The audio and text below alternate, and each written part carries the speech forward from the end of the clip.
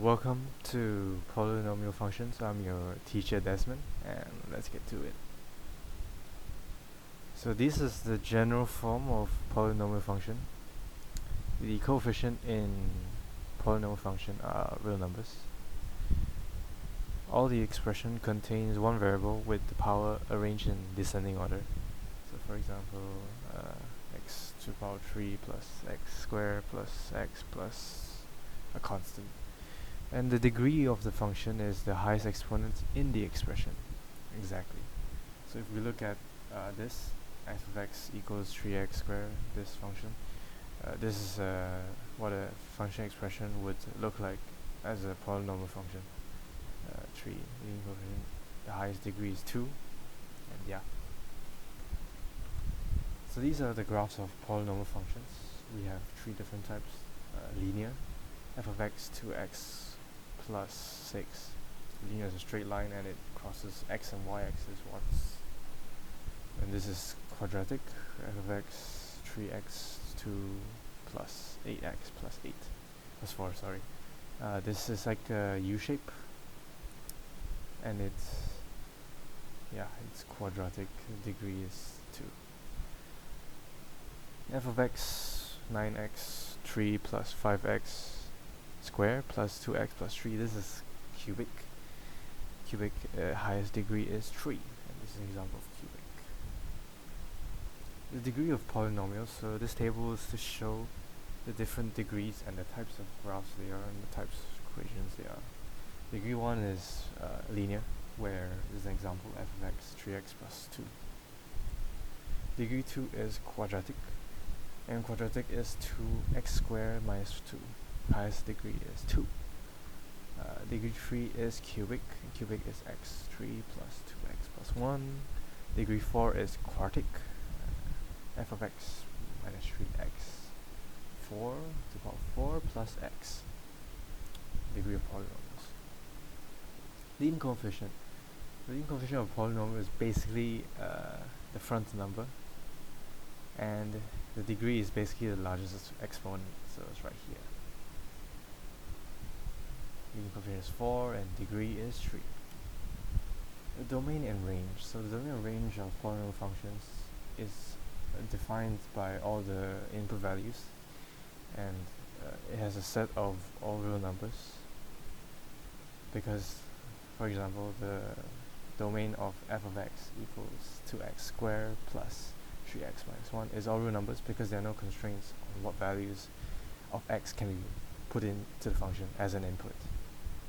Well, on the other hand, range may have all real numbers, and it can be upper or lower bound. So this is end behavior intercepts. So end behavior is basically like where the graph is coming from, like both ends, and these are typically what the graph would look like depending on the equation.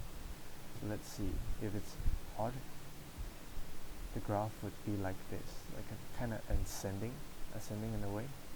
If it's odd but it's negative, so it's kind of descending, and positive will be ascending, because odd is coming from 2 different ways. It's a bad explanation, not bad.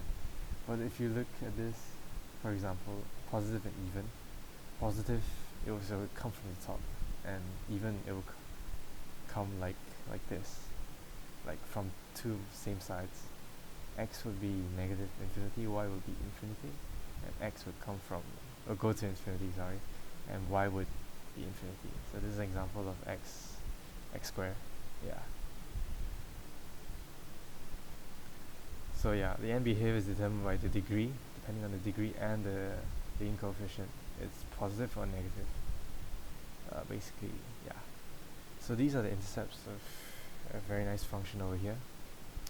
X-intercepts and y-intercepts. X-intercepts are basically where the line of the graph touches the x-axis, and y is where it touches the x-axis. Y is where it touches the y-axis, sorry. So x-intercepts here is -1, 0, 2, 0, and 4, 0. And y is 0, 8. Stationary point, turning point, and point of inflection. So turning point is where the function turns around, and to not confuse it, An inflection point is actually not a turning point. It is a maximum point, which is concave down, sorry, and minimum point put together. So yes, so this is a minimum point. It is a concave up shape, like a U shape. The minimum point is down here, and the equation is positive. And maximum point, the concave is downwards with a maximum point, and the equation is negative. So this is stationary point of inflections. It's basically these two combined.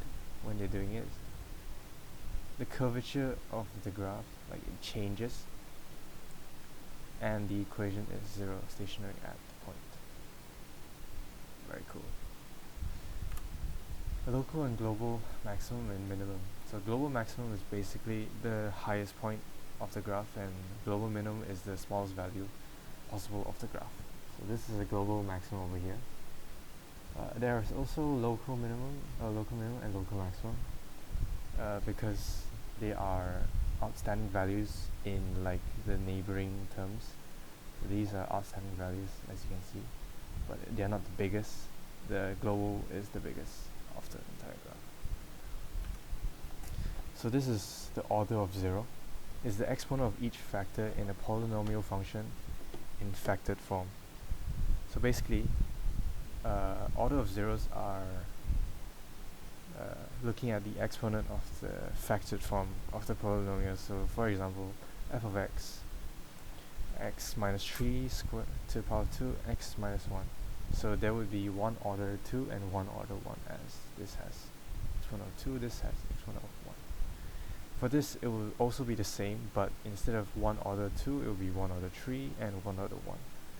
For this, it would all be 1 order 3, 1 order 2, and 1 order 1, looking at the exponent. So the behavior of graphs near zeros. As the function approaches the graphs from 0 left or right, and if it's a positive and even value, it would touch the 0 right here, and it would go off by itself. This graph would be like an example of, again, x to the power of 2 or x to the power of 4. Both graphs are evened and is symmetric around the y-axis, and both the leading coefficient is positive. But if they are approaching like odd degree, but they're still positive, they will approach 0 from the right and go off without bound. So it would be like x to the power of 3 or x to the power of 5 here. For negative values, so this would be like x minus x, negative x to the power 2, negative x to the power 4. It is the inverse of that positive and even value. So right now it's even, but it's negative, so it's coming from the bottom. And if a function approaches from the right side and approaches negative, right, so this is odd and negative, so it kind of goes down shape, and positive goes up. So positive and negative intervals, and intervals are increase and decrease. So we use this graph as an example. This graph is this is the factored version. So if we're looking at, we're finding f of x is positive. So positive values are basically which part of the graphs are above the x-axis. So right now we're looking at this line, the x-axis. So if we want to find the parts of the graph where this is positive, we can take from negative infinity all the way until 1, union with 6 all the way until infinity, because this upper part is positive above the x-axis. If we're finding negative values though, it will be 1 to 3, this, because this is under x value, and union with 3 to 6, which is under the x-axis once again. To find increasing and decreasing intervals, you have to look at the way the graph is.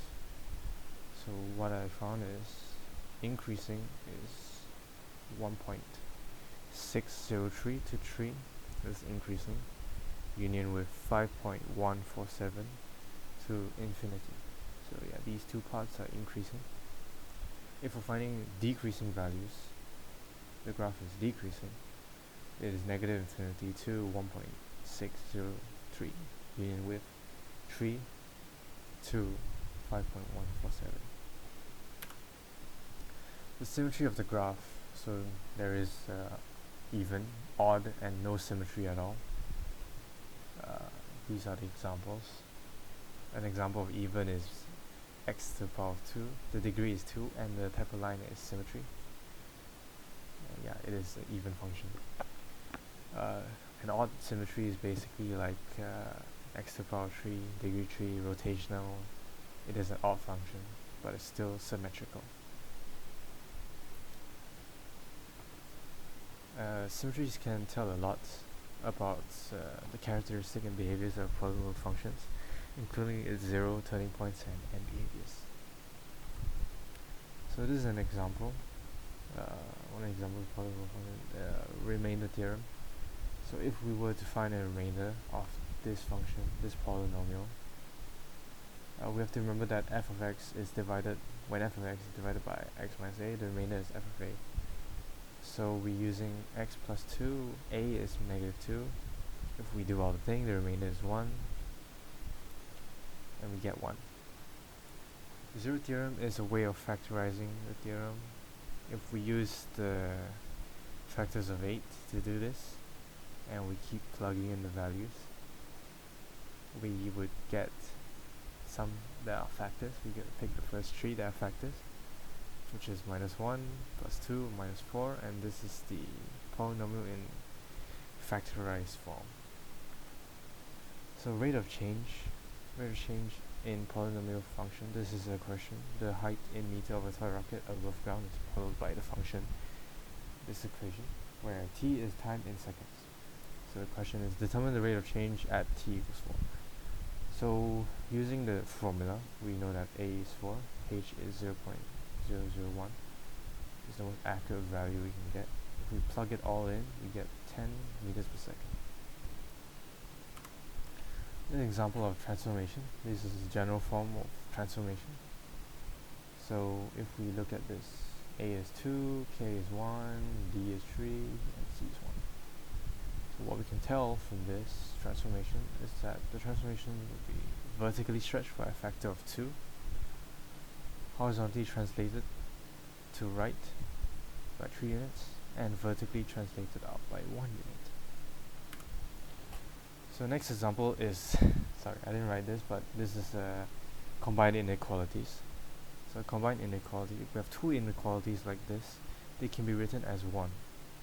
So when we solve it, we can put them together, less than, more than, and when we do that, we can start doing the equation. So we subtract both parts by 3, and then we divide by 4.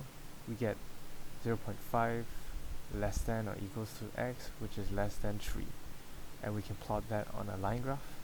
We get this. Oh, that's it. Thank you for listening to my polynomial lecture. I hope you enjoyed.